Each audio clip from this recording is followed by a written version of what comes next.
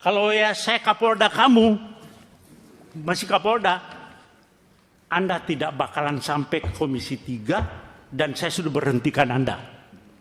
Saya mau tanya dulu sama, mohon izin Pak, saya dialog langsung. Silakan. Pak Kapolres Sleman, sejak kapan jadi Kapolres Anda? Dihidupin Pak. Ya. Januari tahun lalu Bapak. 1 tahun ya. Siap. Anda sebelum jadi Kapolres sudah di assessment belum?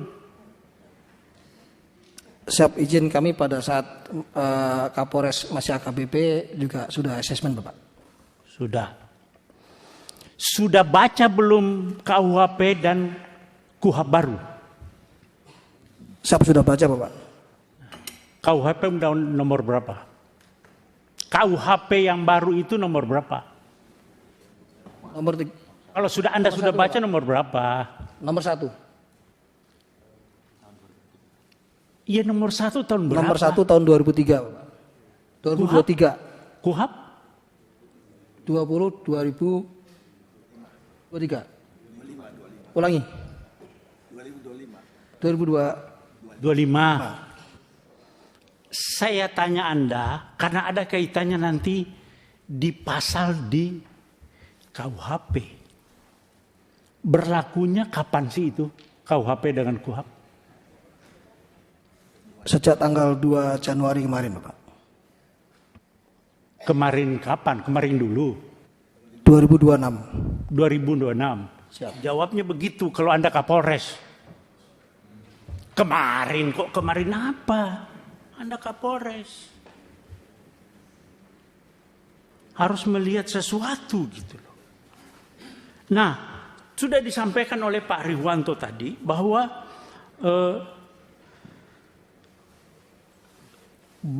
Pak Kapolri sudah baca pasal 34 KUHP.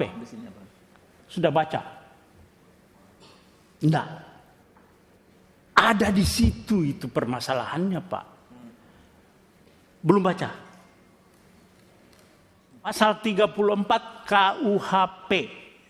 Yang undang-undang nomor 20 tahun 2000 nomor 1 tahun 2023. Pasal 34 bawa enggak? Siap, terkait restoratif justice Bapak.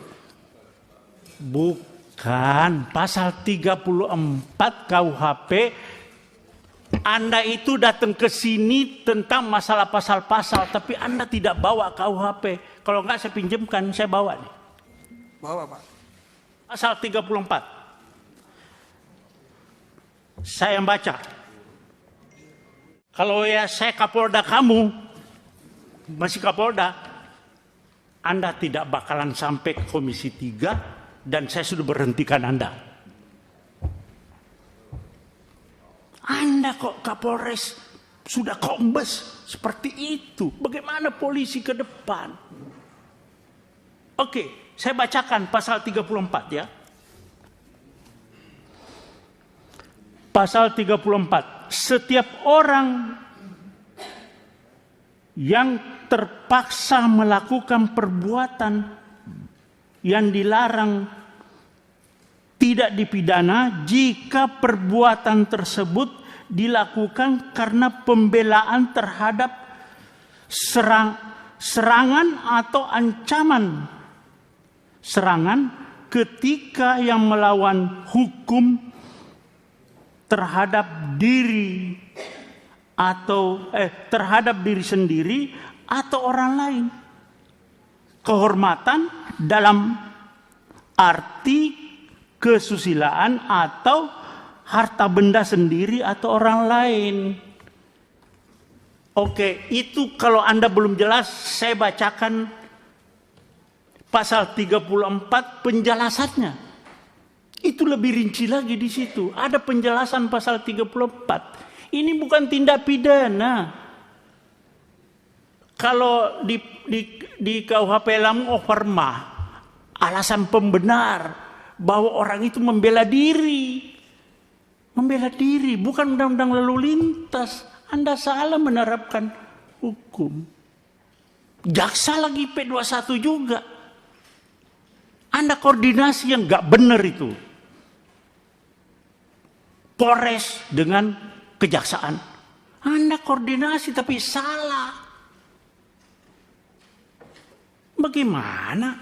Jadi maksud saya begini Pak Kapolres dan Pak Kajari. Ini bukan RJ. Bukan RJ. Tidak ada tindak pidana di sini. Sependapat dalam tidak ada tindak pidana. Orang yang Bapak tahu, Bapak ngomong di televisi saya lihat Pak Kapolres itu, oh dia melakukan pembelaan yang melakukan tindakan tidak seimbang. Bapak tahu apa yang jambret itu tidak ada istilah di KUHP. Itu adalah pencurian dengan kekerasan.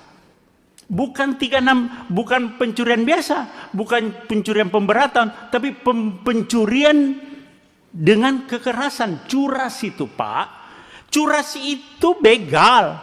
Dia bawa celurit, bawa senjata tajam, bawa apa segala, bisa bawa senjata api. Nah, ketika orang itu, ini bahaya Pak. Nah, Anda bilang tidak seimbang, dikejar oleh suaminya, korban. Orang sipil Pak, tidak punya apa-apa. Orang sipil nggak punya apa-apa itu. Nggak punya, tidak dipersenjatai. Jadi itu bukan tidak seimbang. Memang justru yang tidak seimbangnya itu orang sipil Pak yang mengejar pelaku curas. Bagaimana Bapak bilang tidak seimbang? Ya, jadi coba bola-balik begini Anda salah menerapkan suatu pasal. Jadi tindak pidananya adalah curas. Ya, pencurian dengan kekerasan, tersangkanya meninggal dunia, ya selesai SP3. Itu loh Pak Kajari juga. Nah kalau Bapak pakai RJ lagi Pak Kajari, tuntutannya apa sih? Mereka kan pasti ada tuntutan Pak kepada korban ini. Di media sosial juga Pak Kapolres banyak itu di media sosial. Seandainya yang mengejar itu polisi, terus yang meninggal, apakah polisi dipidanakan juga? Kan selama ini nggak pernah polisi ngejar meninggal orang itu kan tidak dipidanakan juga. Jadi pasal 34 Pak, nanti coba Bapak buka, terus penjelasannya juga itu alasan pemaaf. Karena orang ini jadi korban Pak. Orang korban jangan jadikan tersangka. Ini kenapa Pak Kajari juga begitu. P21 langsung RJ. RJ itu ada tuntutan lagi toh Pak. Nah saya mau tanya Pak Kajari, dia minta berapa sih? Atau apa tuntutannya yang dari sana? Ya jawab Pak. Mohon izin Bapak, jadi pada saat pertemuan di Zoom meeting pada tanggal 26 tersebut, itu sempat disampaikan oleh pihak dari Palembang melalui kuasa hukumnya. Karena saya suruh bicara sendiri, keluarga yang dalam hal ini sebagai jambret itu tidak mau Pak.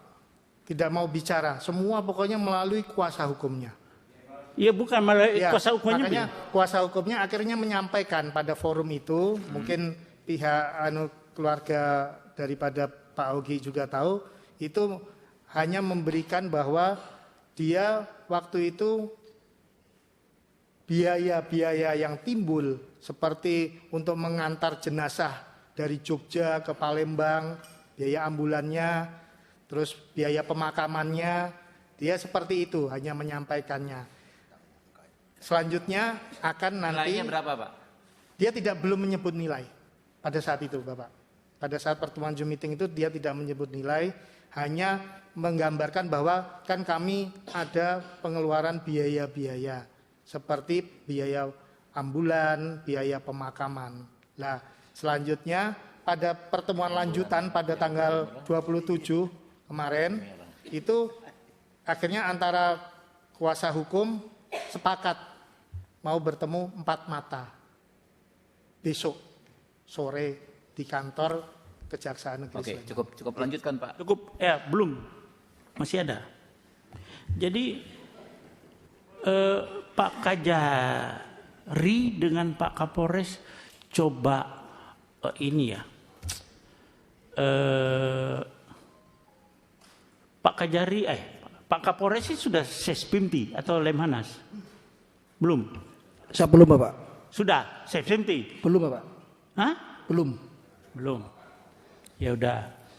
Maksud saya coba lebih, dan mungkin saya lihat Bapak belum tahu persis, tapi sebetulnya polisi sudah ada yang namanya overma, alasan pemaaf di KUHP yang lama, tapi KUHP yang baru juga ada Pak, di pasal 34, coba Bapak baca berulang-ulang.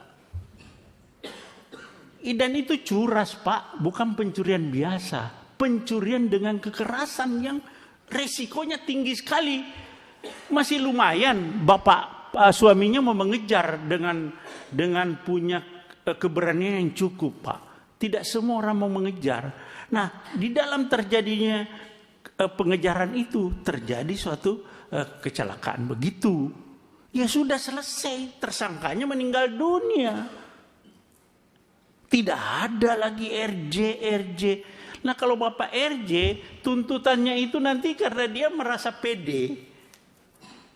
Persyaratan RJ Pak harus ada kesepakatan kedua belah pihak. Ini persis sama dengan yang di Jambi, Muaro Jambi. Jadi pede itu yang